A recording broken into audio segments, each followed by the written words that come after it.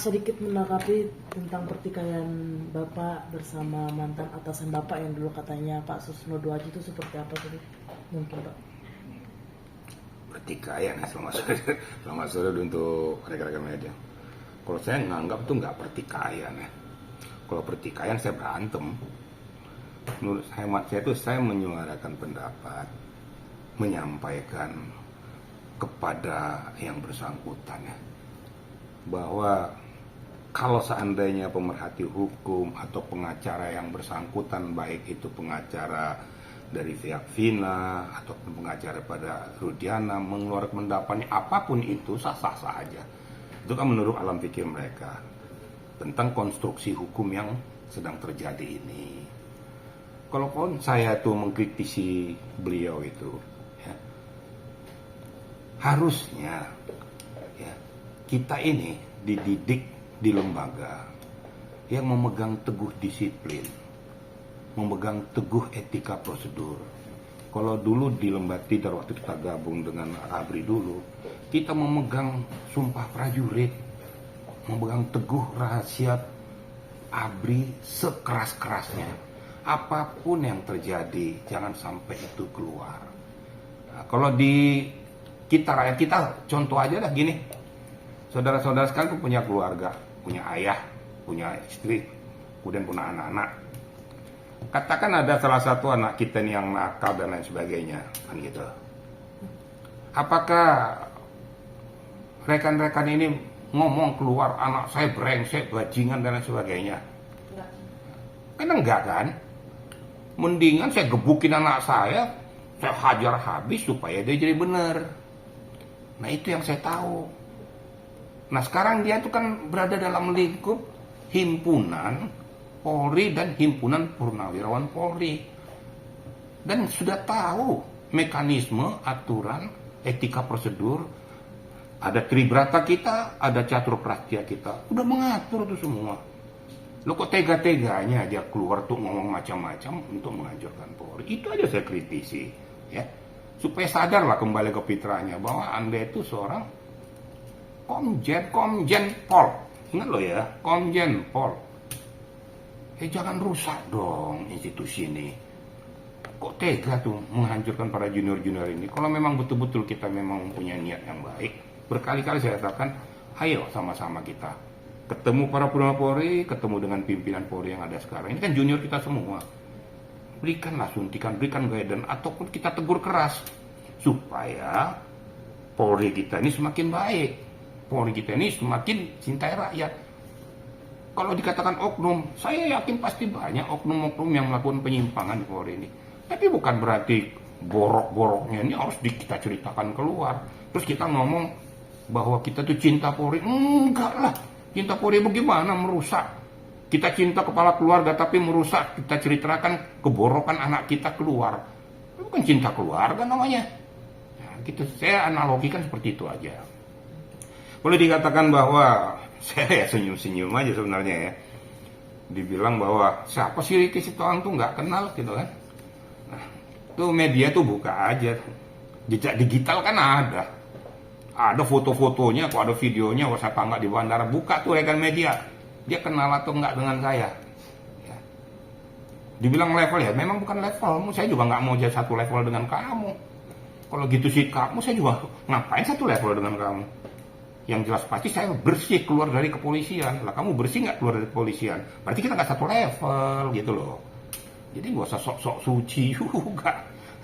Saya paling senyum aja nih ngomong atau apa gitu. Ada yang level lah, ada yang nggak kenal lah. Padahal yang meriksa itu saya loh. Saya periksa langsung. Jadi saya mohonkan pada masyarakat juga tolong jernih berpikir lah gitu loh. Saya hanya mengingatkan kepada dia itu janganlah kau seperti itu ya. Bukan begitu caranya untuk memberikan guidance kepada anggota Polri. Walaupun tuh katakan Polri-nya tuh oknum loh ya, brengsek. Tapi bukan kebrengsekan aja diceritakan keluar gitu. Nah, sekarang ini sudah offside nggak kira-kira ya, seorang Purnawirawan Polri seperti kejadian Cirebon kemarin tuh. Lah kan tuh anggota kan melaksanakan tugas pengamanan PK Saka Tatal. terus diajak oleh yang bersangkutan makan empal gentong. Berarti kan anggota ini kan meninggalkan tugasnya dong. Ini kan tugas kan sesuai dengan tupoksinya, ya, SOP yang sudah diatur oleh Kapolresnya. Loh, kenapa kau melaksanakan tugas yang lain di luar tugas fungsimu? Perlu dong ditanyakan sama Kapolres pertanyaan seperti itu. Bukan berarti harus diperiksa propam dan sebagainya. Kapolres langsung nanya, kamu kemana kemarin? Dalam rangka apa? Kan saya perintahkan sesuai dengan perintah OPS, kamu melaksanakan tugas pengamanan di PK Sakatatal. Loh, kenapa kamu mengantar orang ke Gentong? Kan kamu bisa bicara bahwa saya lagi melaksanakan tugas. Nah, kalau terjadi apa-apa di sidang Sakatatal, siapa yang bertanggung jawab? Berarti kasih polisi ini dong. Ditanya, wah, mohon maaf saya nggak bisa melaksanakan itu karena saya lagi mengajak Pak Susno lagi makan empal gentong. Kan nggak lucu deh ini kan. Kok masyarakat nggak berpikir jernih gitu loh. Jadi saya nggak bisa salahkan Kapolres, saya juga bilang masa Kapolres dipecat gara-gara itu. Nah, offside nggak nih? Gimana cara mencat Kapolres itu? Tuh kita sudah di luar kepolisian kok berani-beraninya kita minta pecat, gak hanya gara-gara masalah kayak gituan. Itu sudah saya anggap sudah tidak tidak jernih lagi berpikir. Arogansi sebenarnya yang muncul ya. Udah menggoblok-goblokkan Pak Ito Sumardil, yang goblok-goblokkan Pak Arianto Sutadil ya. Kebanggaan itu sudah sejauh hebat apa sih lu? Nah, dikatakan seperti yang pembawa acara beliau tuh, saya nggak kenal beliau, saya tahu cuma dari TikTok ya, maklum lah. Kalau saya ini kan cuma mainnya di TikTok, di YouTube, walaupun saya ini sudah lebih dulu mainnya di media ya. Seluruh media sudah mengupload saya pada saat Karo Propos saya, pada saat saya Kapolda, pada saat Karo Asidik saya, ya, pada saat sidang pra-peradilan, baik pra-peradilannya BG, pra-peradilannya Wamenkumham, saya di media terus, di TV. Jadi mungkin waktu itu sih pembawa acaranya itu lagi buta matanya gitu loh. Nggak mengikuti perkembangan media gitu loh. Nah, kita ini juga bukan anak kemarin sore gitu loh, biar sadar aja. Nah, kira-kira gitu rekan-rekan ya.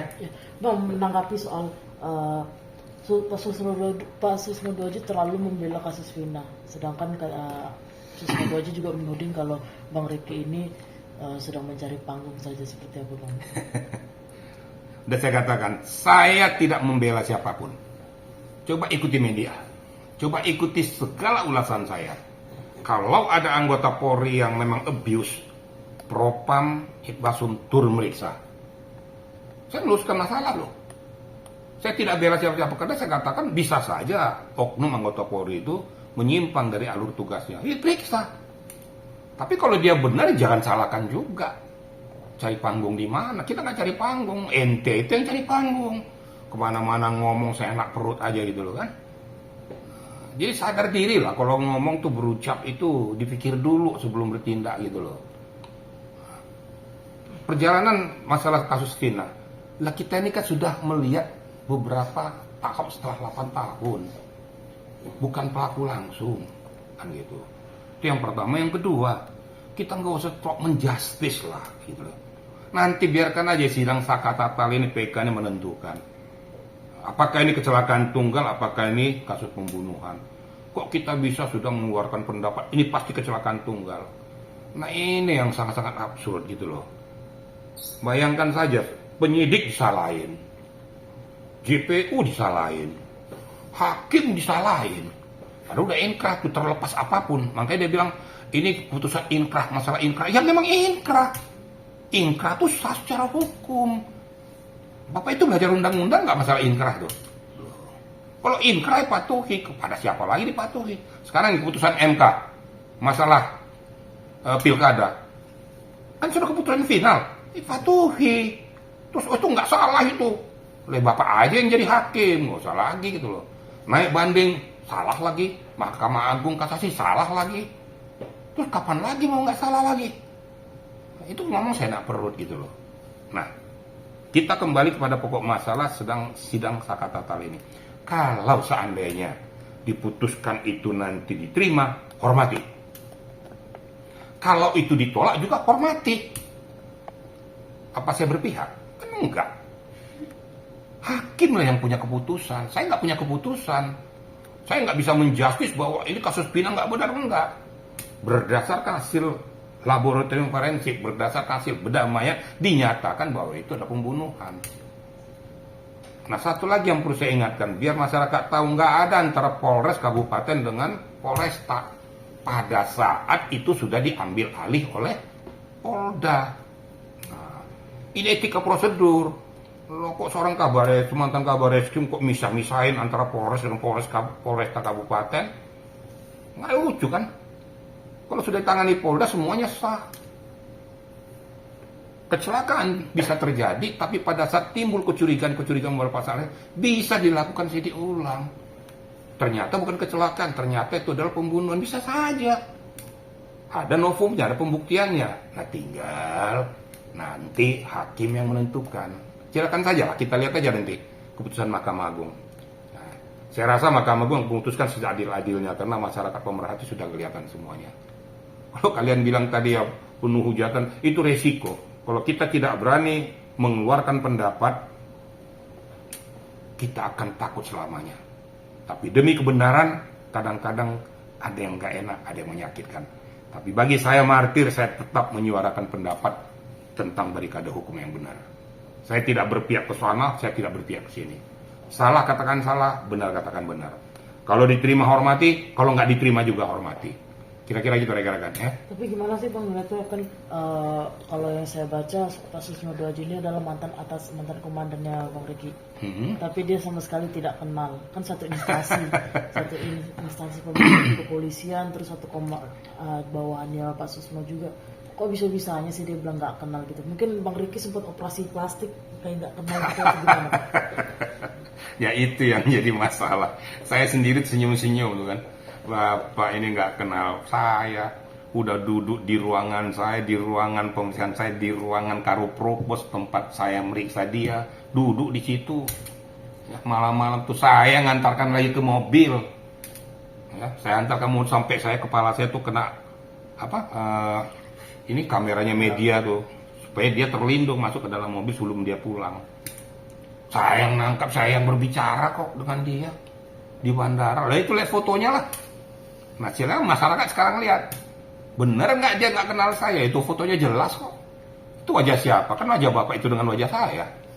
Saya menggunakan baret kok nangkap dia dari bandara. Nah, mungkin saya nggak tahu tadi operasi plastik atau muka saya nggak kenal lagi. Saya nggak tahu juga saya kan. Awet muda. Tapi masih begini-gini juga wajah saya kan. Orang kenal juga. Tapi ya hak dia lah. Caranya itu loh. Siapa ya? Kayaknya nggak kenal saya. Jujur saya tuh senyum-senyum aja kan. Aduh, bapak ini udah salah makan obat nih sebenarnya.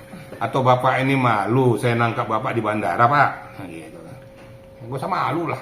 Dia itu kan bilang 100% pun dia nggak kenal sama. Nggak kenal 100%. Makanya, silakan media menilai lah. Nanti lihat tuh foto yang di bandara pada saat saya pakai baret biru nangkap dia di bandara. Beliau pakai jaket di belakang saya. Dia kenal saya atau tidak? Masyarakat aja nilai nanti, bukan saya. Gitu. Kira-kira gitu ya. Mungkin ada Bang yang mau disampaikan dari Bang Riki kepada Pak Susno yang tidak mengenal Abang secara pribadi luar dalam. Ya, begini ya rekan-rekan media. Saya nggak butuh harus dikenal sama dia. Ya. Dan nggak ada untungnya juga saya dikenal sama dia. Untuk apa? Saya mendingan dikenal oleh orang-orang yang berpihak kepada yang benar. Jangan berpihak kepada kena tendensi kepada sesuatu. Saya nggak mau supaya dibilang saya hebat. Terus saya biarlah kenal sama dia, enggak lah. Tapi masyarakat juga pasti tahu. Polisi-polisi se-Indonesia juga pasti tahu yang nangkap Susno Duaji itu adalah saya. Jangan dibilang nggak kenal gitu loh. Apalagi saya dikenal orang reserse. Pada saat beliau tuh jadi kabar eskrim, saya ini adalah salah satu di antara subdit yang ada di Bareskrim Polri. Saya di Bareskrim itu sebelum saya Lemhanas. Saya yang nangkap dia, muka saya jelas kok. Tapi saya nggak butuh dikenal sama dia. Dan saya juga nggak berharap untuk dikenal. Nggak ada untungnya juga saya dikenal sama dia. Jadi nggak perlulah. Tapi silakan saja. Saya berharap, ayolah kembali kita ke from jernih kita berpikir. Kalau memang betul-betul Bapak mengatakan cinta dengan kepolisian, bukan begitu caranya. Masyarakat yang jernih otaknya itu, jernih pikirannya pasti bisa menilai.